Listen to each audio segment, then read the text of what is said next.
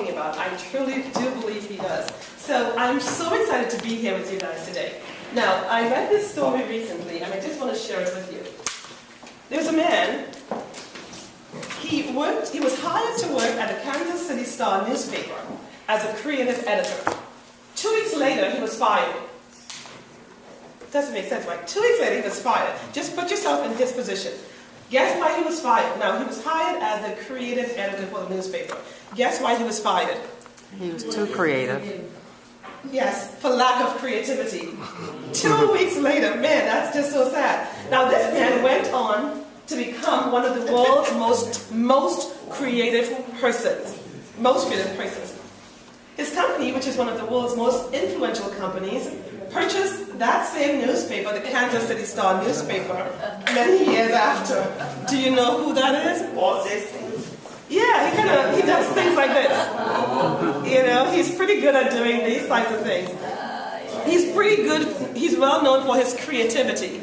Isn't it amazing that the things that were meant, or we think were meant to break us, can actually build us? I have a similar story. At 8 years old, I couldn't speak. There I was, and those of you who know, and if you weren't ever in middle school, and I'm sure all of you were, you know how difficult it is to be in middle school when you cannot speak. Because everyone else is having fun and meeting and greeting and making friends, and you have no friends because you can't speak. Well, that was my life. And for the next 8 years, I was waiting, hoping, praying that someday something will happen where I'll get my voice back, and it never happened. And at 13, now I have a great mom. And between 8 and 13, 14, she'll keep saying, "Don't worry, Shari, God will heal you in His own time." Now, at 8 years old, that may have worked.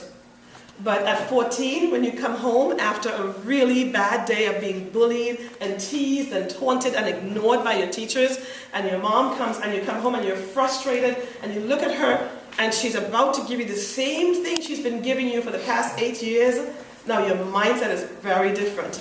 I came home that day and all of my friends were talking about going to the mall and having boyfriends and sleepovers, and I didn't have that. And here mom came. Now, I must tell you, my mom is pretty cool. As a matter of fact, she told me that I was one of her best behaved children because I was very obedient and I didn't yell and scream and so on. So I was one of her best behaved children. But this day, she asked me, "What's wrong?" And I said, no, nothing.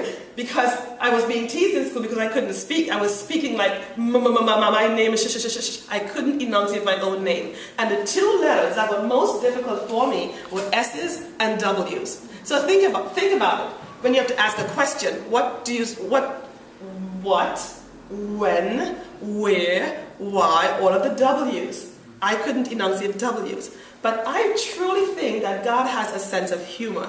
Why would He cause me to be named Sharon with an S, knowing that I wouldn't be able to pronounce my own name?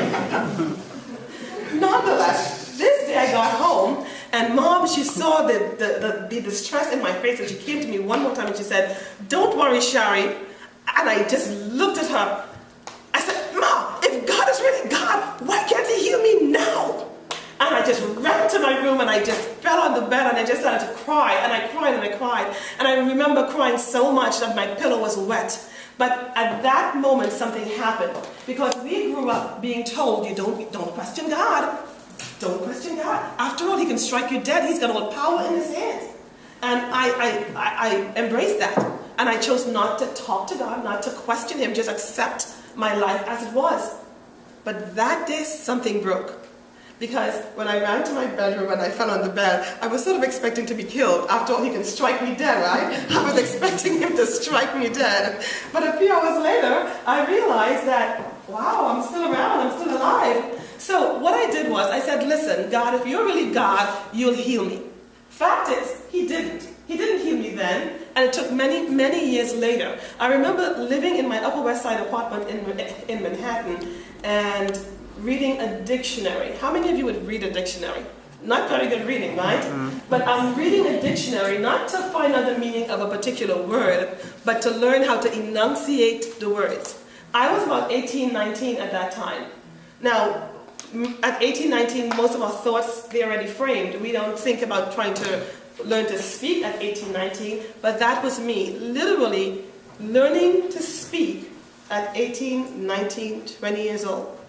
Now, I'm standing here speaking to you, right? So the fact that I'm standing here, it means that my question to him about if he's really God, there must be something about that. Now, the fact that I couldn't speak at 8, I couldn't speak at 9, 10, 11, 12, 13, 14, 15, 16, 17, 18, wow.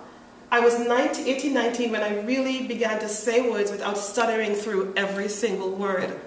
Now, I don't know what your life has been, but since my journey from 8 or from 14, when I said, God, if you're really God, you'll heal me, since then, I have had the awesome opportunity to work in corporate America, manage the operations of over 600 people in one of the world famous companies, have a staff of almost 50-something people, do training for scientists, do training for executives, do training for managers, and here I am standing doing training for you. Who can do that but the person who created me, formed me, and made me, gave me the speech that I'm now using with you? What I'm saying is, we all go through challenging times, and there is something about your gift that is in you right now that it may seem to be buried. No way at 8 through 20 could you have told me that I'll be doing training for executives or scientists, really? And I'll tell you about that scientist story a little later on. But the point is, we have been gifted with so many different gifts. We have been truly blessed to know there's so much in us that if we live 10 lifetimes, there'd still be stuff in us that need to come out. How do we bring it out? How do we move from where we are to where we want to be? Now, Lester spoke about the slight edge, and I think that's part of the key to making it come to pass. Each of you should have a piece of paper in front of you, and I'd like you to join me in this exercise. I'd like you to join me in this exercise, and you'll just fold the paper in any way you can.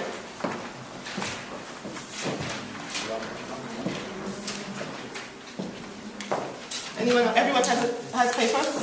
Yes. Okay, join me. This is important. I need you to join me in this exercise.